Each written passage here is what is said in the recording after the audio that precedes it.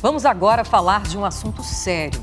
A Polícia Internacional prendeu nesta semana Guilherme Longo, o padrasto acusado de matar o menino Joaquim.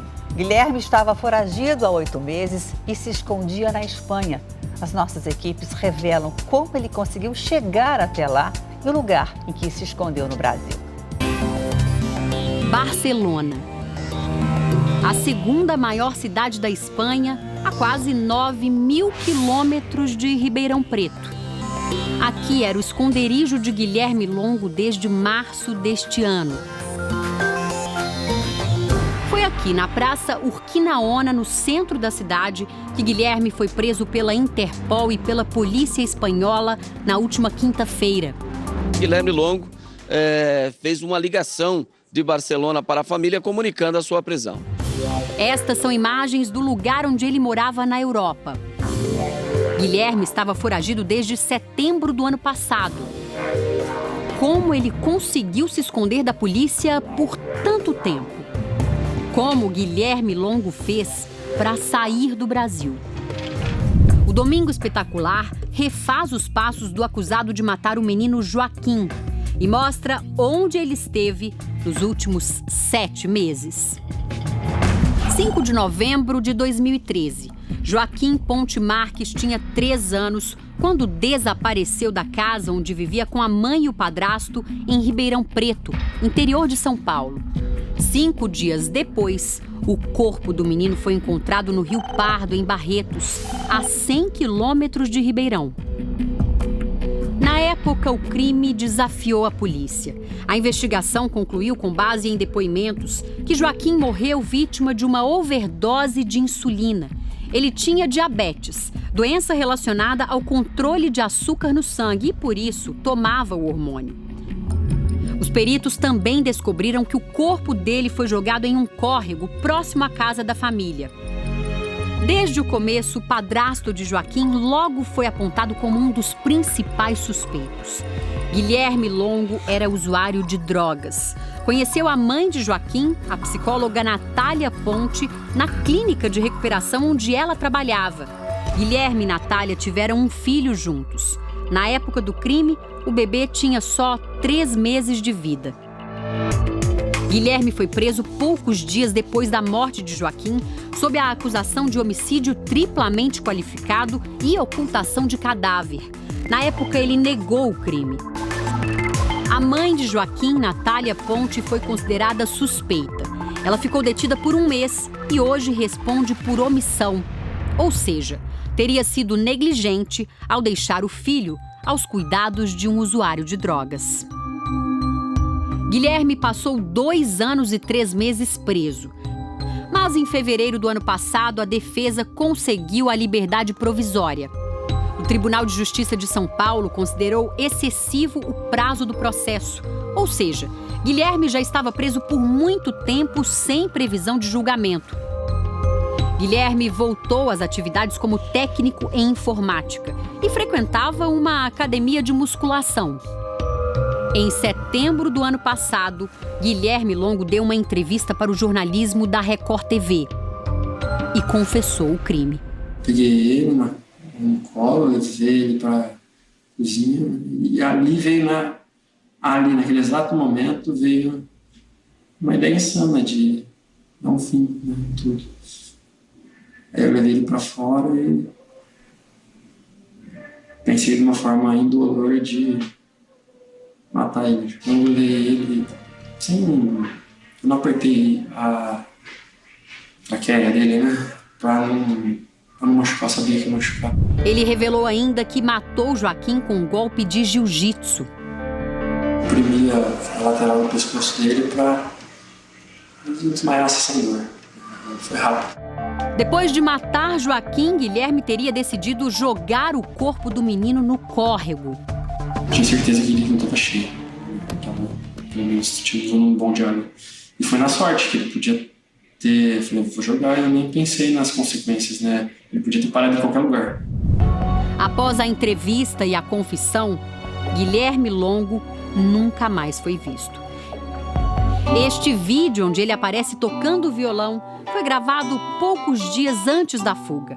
Guilherme tinha deixado a barba crescer. Antes de fugir, ele deixou esta carta para os pais.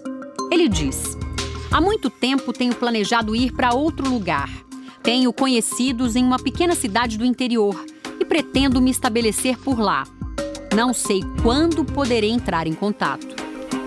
Em janeiro deste ano, Arthur Paes Marques, pai de Joaquim, deu uma entrevista ao Domingo Espetacular e desabafou. Quando ele foi solto, eu achei que era mentira. Eu falei, não é possível que a justiça brasileira fosse permitir uma coisa dessa. Arthur tentou que fosse colocada uma tornozeleira eletrônica em Guilherme, mas teve o pedido negado. Falei, esse cara vai fugir. Bota uma tornozeleira nele. Arthur, então, decidiu agir por conta própria. Começou uma campanha na internet para encontrar Guilherme e espalhou outdoors com a foto do padrasto de Joaquim pelo interior de São Paulo. O que Arthur não sabia era que o primeiro esconderijo de Guilherme era bem perto dele.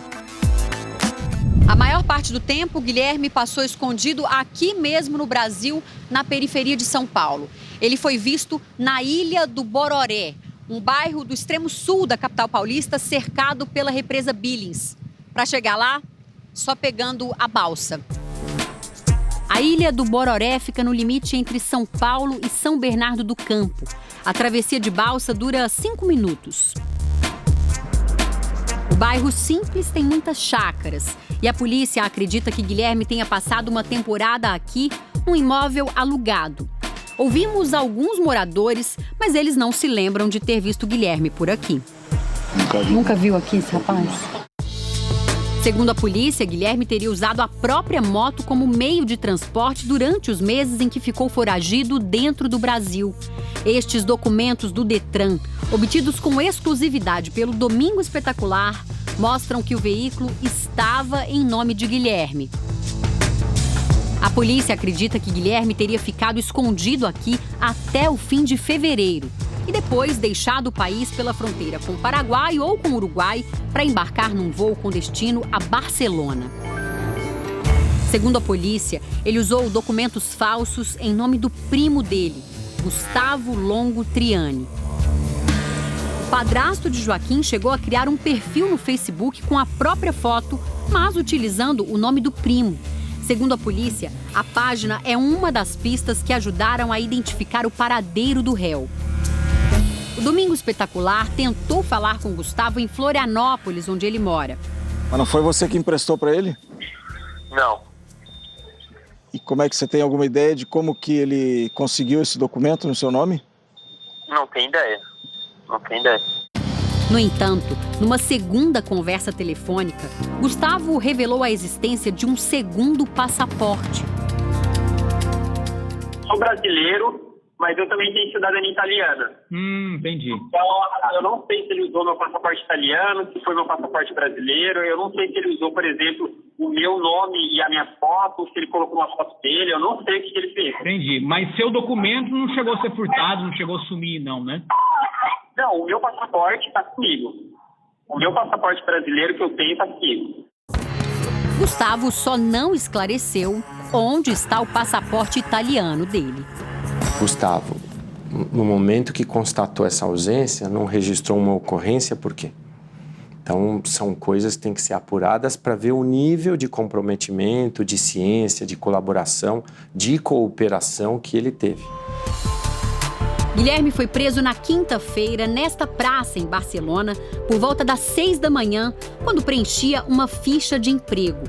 Em nota, a Polícia Federal diz que recebeu informações de que o réu estaria na Espanha e incluiu o acusado na lista da Interpol, que contém os nomes de pessoas consideradas foragidas internacionais. A prisão foi feita pela Interpol com o apoio da Polícia da Espanha. Segundo o advogado do pai de Joaquim, Guilherme estaria morando neste hostel, uma espécie de albergue onde os hóspedes compartilham os quartos. O padrasto de Joaquim deverá permanecer preso na Espanha até o julgamento do processo de extradição ao Brasil. O governo brasileiro tem até 80 dias para fazer o pedido. Como ele é cidadão brasileiro, ele não tem cidadania espanhola, esse processo é mais fácil. Assim que chegar ao Brasil, Guilherme deve ser levado ao presídio de Tremembé, onde deve permanecer até o fim do processo. Ele responderá a esse processo preso e nós estamos agora só aguardando a sentença de pronúncia, que deve vir nos próximos dias. Por ter usado documentos de outra pessoa para fugir do país, Guilherme agora será processado por falsidade ideológica. Assim que soube da prisão do cliente, o advogado de defesa de Guilherme entrou com um pedido de reinterrogatório na justiça. Ele alega que a confissão que Guilherme fez durante uma entrevista à Record TV não tem valor jurídico. A confissão só terá validade se ela for feita na presença do juiz, acompanhada do seu advogado, seja nomeado ou constituído. Já o promotor do caso não concorda com a necessidade de um novo interrogatório. Ele já foi interrogado anteriormente e qualquer novidade que ele queira apresentar no sentido da sua defesa, ele deve apresentar em plenário, quando vai ter a oportunidade de falar novamente sobre o caso. O processo em que Guilherme é acusado de matar o menino Joaquim prossegue, mas o julgamento ainda não foi marcado. Guilherme será submetido a um júri popular e a fuga pode ter uma repercussão negativa entre os jurados que devem decidir o futuro dele.